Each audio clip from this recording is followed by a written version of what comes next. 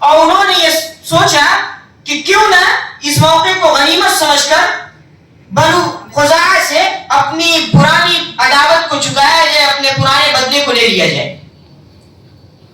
اور چنانچہ ایک شخص نوفل ابن معاویہ، وہ بنو بکر کی ایک جماعت کو لے کے نکلتا ہے سنہ 8 ہجری میں شعبان میں۔ اور جب یہ بنو خزاعہ کے لوگ، قبیلہ خزاعہ کے لوگ وتیر نامی چشمے کے پاس خیمہ زن ہوتے ہیں، یہ لوگ رات میں اچانک ان پر حملہ آور ہو جاتے ہیں، اور جو معاہدہ طے ہوا تھا اس معاہدے کی عہد شکنی ہوتی ہے، اس معاہدے کو توڑتے ہیں اور ان کے افراد کو قتل کرتے ہیں۔ اور اللہ کے نبی صلی اللہ علیہ وسلم کے پاس پھر حضرت عمرو ابن سالم الخزاعی وہ جاتے ہیں اور پوری رودات بیان کرتے ہیں، یہاں تک کہ انہوں نے کھدیڑ کر ان کو حرم تک پہنچایا۔ بنو خزاعہ کے لوگوں کو اتنا ذلیل کیا، اتنا ظلم و زیادتی کی، ان کے لوگوں کو مارا، ان کے لوگوں کو قتل کیا اور بھگا کر ان کو حرم تک لے گئے۔ اور جب بنو بکر کے لوگوں نے نوفل سے کہا کہ اب یہیں ٹھہر جاؤ، ذرا اس کا خیال کرو، یہ خانہ کعبہ اس کا خیال کرو، اور تمہارے الہ کا واسطہ، تمہارے معبود کا واسطہ۔ اس وقت نوفل جواب دیتا ہے کہ آج کوئی الہ نہیں، آج اپنی پرانی عداوت کا بدلہ چکائیں گے، آج ان سے بدلہ لیں گے۔ اور انہوں نے حرم کی حرمت کو بھی پامال کیا اور بنو خزاعہ کے لوگوں کو قتل کیا۔ بنو خزاعہ کے لوگ بدیل ابن ورقہ کے گھر اور اپنے ایک آزاد کردہ غلام رافع کے گھروں میں جا کر پناہ لی انہوں نے۔ اور عمرو ابن سالم الخزاعی یہ نکل کر اللہ کے نبی صلی اللہ علیہ وسلم کی طرف رخصت ہوا، وہاں کی رخت سفر باندھا، اور پھر اللہ کے نبی صلی اللہ علیہ وسلم کے دربار میں پہنچا۔ نبی کریم صلی اللہ علیہ وسلم مسجد نبوی میں تھے، صحابہ کرام کے درمیان تھے، ان کو نصیحت کر رہے تھے۔ یہ شخص پہنچتا ہے اور چند اشعار کہتا ہے، ان اشعار کا ترجمہ آپ اپنے سامنے رکھیے۔ وہ کہتا ہے کہ اے اللہ، میں محمد صلی اللہ علیہ وسلم کے عہد اور ان کے والد کے عہد قدیم کی دعائی دے رہا ہوں کہ آپ لوگ اولاد تھے اور ہم جننے والے۔ چونکہ اللہ کے نبی صلی اللہ علیہ وسلم کے اوپر کی نسل کی ایک دادی بنو خزاعہ سے تعلق رکھتی تھی، اس وجہ سے اس نے کہا کہ ہم جننے والے تھے، یعنی نبی کریم صلی اللہ علیہ وسلم ہماری نسل سے ہیں۔ اللہ آپ کو ہدایت دے، آپ پرزور مدد کیجئے، آپ اللہ کے بندوں کو پکاریے، وہ مدد کو آئیں گے جن میں اللہ کے رسول ہوں گے، ہتھیار پوش اور چڑھے ہوئے 14ویں کے چاند کی طرح خوبصورت۔ اگر ان پر ظلم کیا جائے، ان کی توہین کی جائے تو چہرہ تمتما اٹھتا ہے۔ آپ ایک ایسے لشکر جرار کے اندر تشریف لے آئیں گے جو جھاگ بھرے سمندر کی طرح تلاطم خیز ہوگا۔ یقیناً قریش نے آپ کے عہد کی خلاف ورزی کی، انہوں نے آپ کے پیمان کو توڑا، میرے لیے انہوں نے قدا کی گھاٹیوں میں گھات لگائی اور یہ سمجھا کہ میں مدد کے لیے کسی کو نہ پکاروں گا، حالانکہ وہ بڑے ذلیل اور قلیل ہیں۔ انہوں نے وتیر پر رات میں ہم پر حملہ کیا اور شدید حملہ کیا اور ہمیں رکوع اور سجود کی حالت میں قتل کیا، یعنی ہم مسلمان تھے اور ہمیں قتل کیا گیا۔ نبی کریم صلی اللہ علیہ وسلم نے فرمایا، اے عمرو بن سالم، تمہاری مدد کی گئی، تمہاری مدد کی جائے گی۔ اور ایک بادل کا ٹکڑا آسمان میں نبی کریم صلی اللہ علیہ وسلم کو نظر آیا۔ نبی کریم صلی اللہ علیہ وسلم نے فرمایا کہ یہ بادل بنو خزاعہ کی مدد کی بشارت سے دمک اٹھا ہے۔ اب جب قریش کو اس کی بھنک لگی، چونکہ قریش نے بنو بکر کی پوری پشت پناہی کی تھی اس جنگ میں، ان پر ظلم و ستم، ان کو شہید کرنے میں، ان کو مارنے میں، بنو خزاعہ کے لوگوں کو ان کو ہتھیار دیا اور رات کی تاریکی کا فائدہ اٹھا کر جنگ میں شریک بھی ہوئے۔ دیکھیے کس طرح انہوں نے نبی کریم صلی اللہ علیہ وسلم کے اس معاہدے کو جو 10 سال کی جنگ بندی پر منحصر تھا، اس کو 2 سال کے اندر اندر توڑ دیا۔ اور ظاہر بات ہے موجودہ دور میں بھی دو ملکوں میں جب معاہدے ٹوٹتے ہیں تو پھر جنگ کا اعلان ہوتا ہے. چنانچہ نبی کریم صلی اللہ علیہ وسلم نے ہم نے ظلم اور زیادتی کی ہے، قتل کیا ہے، جنگ بندی کا معاہدہ ہوا تھا اور ہم حملہ آور ہو گئے، تو انہوں نے اپنی مجلس مشاورت منعقد کی اور ان کے جو سپہ سالار تھے، ان کے جو کمانڈرز تھے، ان کو بلایا اور یہ طے پایا کہ ان کے جو سب سے بڑے سالار ہیں، سپہ سالار ابو سفیان، وہ جا کر نبی کریم صلی اللہ علیہ وسلم سے بات کریں گے اور جو معاہدہ ٹوٹ گیا ہے اس کو پھر سے دوبارہ اس کو بنائیں گے، اس کو اور پختہ کریں گے. تو تجدید صلح کے لیے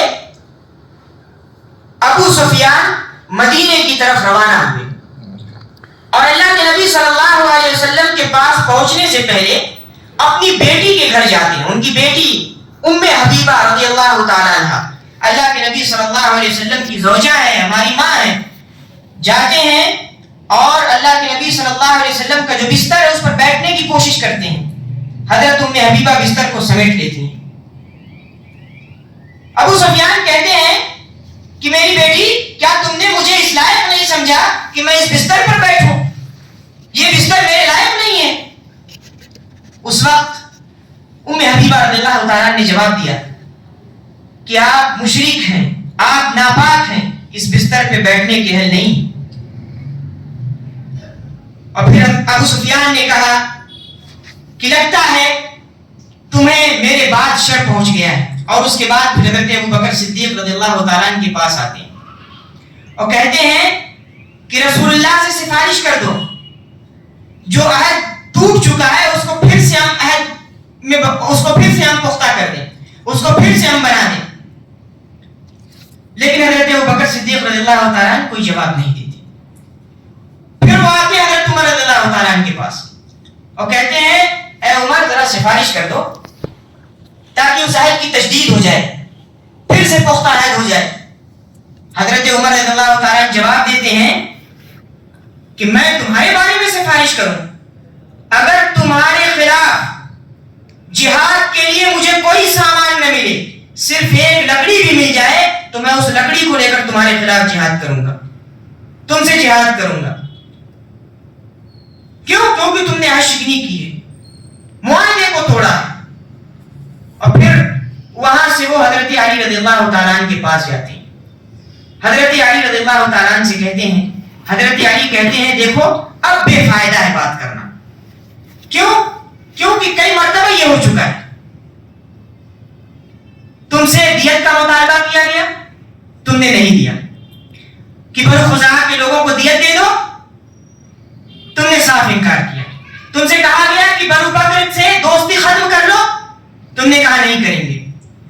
تم سے کہا گیا کہ اب پھر لڑنے کے لیے تیار ہو جاؤ، تو تم نے سارے معاہدے توڑ دیے. تو اب بے فائدہ ہے بات کرنا. پھر حضرت علی سے جب دیکھا کہ اب سارا راستہ تاریک ہو گیا ہے تو اس نے کہا کوئی چارہ ہے؟ حضرت علی رضی اللہ تعالیٰ نے ان سے کہا کہ اب دیکھو چارہ تو بس ایک ہی ہے کہ تم امان طلب کرو اور مکے کی طرف روانہ ہو جاؤ. کہا کہ اس میں میرے لیے کوئی فائدہ ہے؟ کہا فائدہ تو نہیں ہے، لیکن اب یہی چارہ ہے، اس کے علاوہ کوئی چارہ نہیں. امان طلب کرو گے تو بچ جاؤ گے. چنانچہ ابو سفیان نے امان طلب کی اور پھر مکے کی طرف روانہ ہو گئے. جب وہاں پہنچے تو قریش کے لوگوں نے ان کو دیکھا اور کہا کہ ذرا بتاؤ کیا ہوا، کیا بات ہوئی؟ تو انہوں نے کہا اللہ کے رسول کے پاس گیا، انہوں نے کوئی جواب نہیں دیا. قحافہ کے بیٹے ابو قحافہ کے بیٹے ابو بکر کے پاس گیا، انہوں نے کوئی جواب نہیں دیا.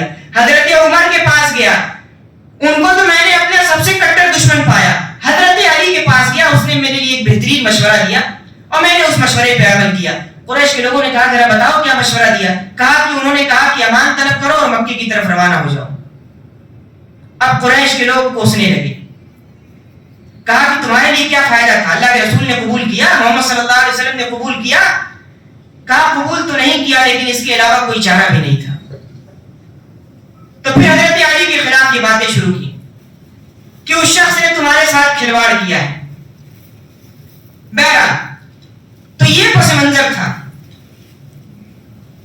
کس طرح لوگوں نے عہد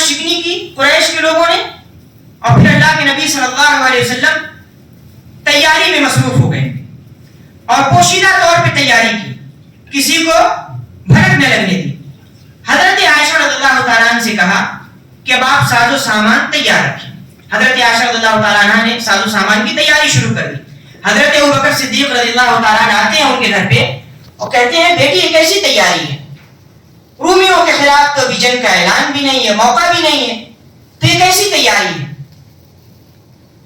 بہرحال کچھ دنوں کے بعد جب عمرو ابن سالم الخزاعی آئے ہیں اور انہوں نے اشعار پڑھنا شروع کیا ہے کہ اے اللہ میں محمد صلی اللہ علیہ وسلم سے جو عہد ہوا اور وہ عہد قدیم اس کی میں دعائی دے رہا ہوں، اس کی میں دعائی دے رہا ہوں کہ ہماری مدد کیجیے، ہماری مدد کیجیے، ہم کو قتل کیا گیا، ہمارے لوگوں کو مارا گیا۔ تب لوگوں نے جانا کہ عہد شکنی ہوئی ہے اور اس عہد شکنی کے لیے ضروری ہے کہ اب قریش کو سبق سکھایا جائے۔ عہد شکنی بہت گھناؤنی چیز ہوتی ہے، اس کا معاملہ بہت سنگین ہوتا ہے۔ آپ دیکھیے دو ملکوں میں معاہدے ٹوٹتے ہیں، دونوں ملک آپسی جنگ میں تباہ و برباد ہو جاتے ہیں۔ اب اللہ کے نبی صلی اللہ علیہ وسلم نے تیاری شروع کر دی۔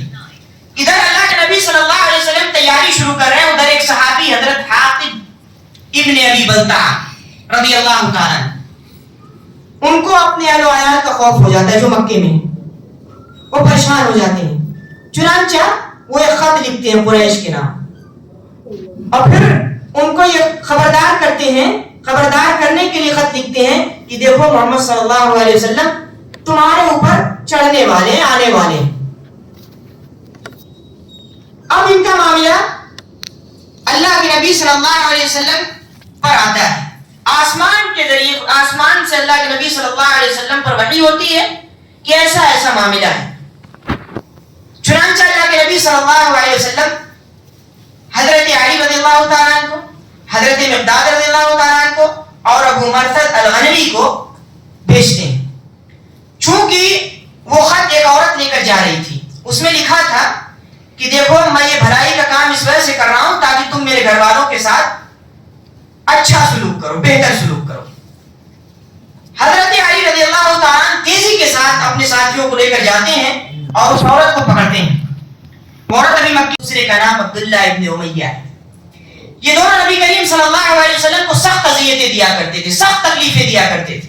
نبی کریم صلی اللہ علیہ وسلم کی ہجو کیا کرتے تھے، برائیاں کیا کرتے تھے۔ اللہ کے نبی صلی اللہ علیہ وسلم نے دیکھا تو اپنے چہرے کو پھیر دیا۔ ام سلمہ رضی اللہ تعالیٰ عنہا جو ہماری ماں ہیں، انہوں نے فوراً کہا اے اللہ کے نبی صلی اللہ علیہ وسلم کیا آپ یہ چاہتے ہیں کہ آپ کے رشتہ دار ہی آپ کے سب سے بڑے بدبخت ثابت ہوں آپ کے لیے؟ اور حضرت علی رضی اللہ تعالیٰ عنہ ابو سفیان ابن حارث سے کہتے ہیں کہ دیکھو جب تم نبی کریم صلی اللہ علیہ وسلم کے پاس جانا تو وہی بات کہنا جو حضرت یوسف علیہ السلام نے اپنے بھائیوں سے کہی۔ کیا بات کہی؟ اللہ کی قسم، اللہ رب العزت گواہ ہے، آثرک اللہ علینا، اللہ رب العزت نے ہم پر آپ کو فضیلت بخشی ہے۔ وَإِن كُنَّا لَخَاطِئِينَ، گنہگار تو ہم تھے، خطا کار تو ہم تھے۔ اور پھر ظاہر بات ہے کہ نبی صلی اللہ علیہ وسلم اس سے اچھا جواب دیں گے، اس سے بہتر جواب دیں گے۔ چنانچہ وہ گئے ہیں اور اللہ کے نبی صلی اللہ علیہ وسلم کے پاس فریاد کرتے ہیں کہ اللہ کے نبی صلی اللہ علیہ وسلم ہم گنہگار تھے، ہم خطا کار تھے۔ اللہ کے نبی صلی اللہ علیہ وسلم کہتے ہیں قال لا تثریب علیکم اليوم، آج تمہارے ساتھ کوئی سرزنش نہیں ہوگی، کوئی پکڑ دھکڑ کا معاملہ نہیں کیا جائے گا۔ یغفر اللہ لکم، اللہ رب العزت نے تم کو معاف کر دیا، وہ خوب خوب رحم فرمانے والا اپنے بندوں پر، رحمت للعالمین ہے۔ دیکھیے جو زندگی بھر ستایا جنہوں نے، مکے میں تکلیفیں دی، آپ صلی اللہ علیہ وسلم کی برائیاں کی، اور اللہ کے نبی صلی اللہ علیہ وسلم کے سامنے پیش ہوتے ہیں اور اپنے گناہ کا اعتراف کرتے ہیں، اپنی غلطی کا اعتراف کرتے ہیں۔ نبی کریم صلی اللہ علیہ وسلم کہتے ہیں کہ جاؤ آج تمہارے ساتھ کوئی بدلے والا معاملہ نہیں کیا جائے گا، جاؤ معاف کیا جاتا ہے تم کو۔ اور اس وقت وہ شخص چند اشعار پڑھتا ہے۔ وہ اشعار کیا ہیں؟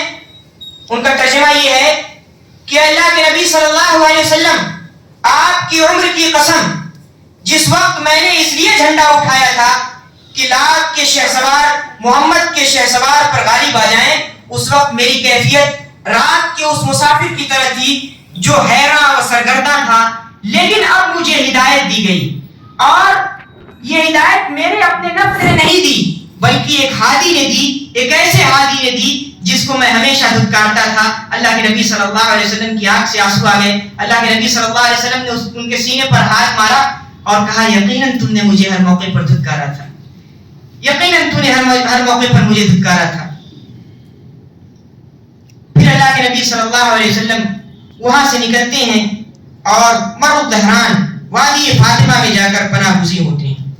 وہاں جا کر اللہ کے نبی صلی اللہ علیہ وسلم اپنے اصحاب کو حکم دیتے ہیں کہ چولہے جلائے جائیں، 10,000 چولہے جلائے جاتے ہیں اور پوری آبادی روشن ہو جاتی ہے۔ ابو سفیان خبر معلوم کرنے کے لیے چپو پر جاتے تھے کہ کہیں سے خبر مل جائے کہ لوگ کیا کر رہے ہیں، کیا کر رہے ہیں۔ چنانچہ جب انہوں نے دیکھا تو کہا کہ اب محمد صلی اللہ علیہ وسلم کے مقابلے میں کوئی نہیں ہوگا۔ اور بدیل ابن ورقہ وہ بھی نکلے تھے انہی کے ساتھ اور ان سے مکالمہ ہوتا ہے۔ بدیل ابن ورقہ سے ابو سفیان کہتے ہیں بتاؤ یہ کون لوگ ہیں؟ تو کہتے ہیں کہ یہ خزاعہ کے لوگ ہیں، ان کو جنگوں نے نوش ڈالا ہے۔ تو کہتے ہیں نہیں، خزاعہ کے لوگ اتنی بڑی فوج، اتنی زیادہ روشن، وہ تو قلیل ہیں، ذلیل ہیں، خزاعہ کے لوگ نہیں ہو سکتے۔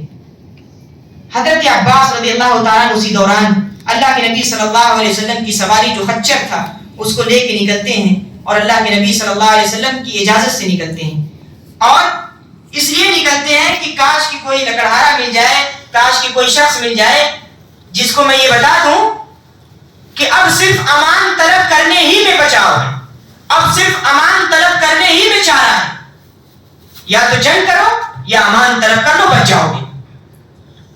چنانچہ انہوں نے ابو سفیان کی آواز سنی اور فوراً پہچان کے کہا ابو حنظلہ۔ ابو سفیان نے فوراً حضرت عباس رضی اللہ تعالیٰ عنہ کی آواز پہچان لی، کہا ابو الفضل بتاؤ کیا معاملہ ہے؟ اور پھر حضرت عباس رضی اللہ تعالیٰ عنہ پوری تفصیل بتاتے ہیں کہ محمد صلی اللہ علیہ وسلم اور آپ کے اصحاب ہیں، اب سوائے امان طلب کرنے کی کوئی چارہ نہیں۔ چنانچہ ابو سفیان کہتے ہیں کہ میرا معاملہ کیا ہوگا؟ اور بتایا جاتا ہے کہ حضرت سفیان کو وہ گرفتار کر کے لے آئے اللہ کے نبی صلی اللہ علیہ وسلم کے پاس، چلو۔ اور جب پہنچے ہیں اس وادی میں، مر الدہران میں، تو ایک قبیلہ ان کو دیکھ رہا تھا، اور ہر قبیلہ جب دیکھ لیتا تھا کہ اللہ کے نبی صلی اللہ علیہ وسلم کے چچا عباس ہیں تو بس وہیں سے خاموش ہو جاتا تھا۔ یہاں تک کہ حضرت عمر رضی اللہ تعالیٰ عنہ کے پاس سے گزر ہوا، حضرت عمر رضی اللہ تعالیٰ عنہ نے دیکھا تو فوراً کھڑے ہوئے، کہا کہ اللہ کا شکر ہے کہ یہ دشمن ابھی ہم نے مکہ پر چڑھائی نہیں کی، ابھی ہم مکہ کی طرف روانہ ہونے ہوئے اور یہ دشمن ہمارے قدموں میں آ گیا، اللہ رب العزت کا شکر ہے۔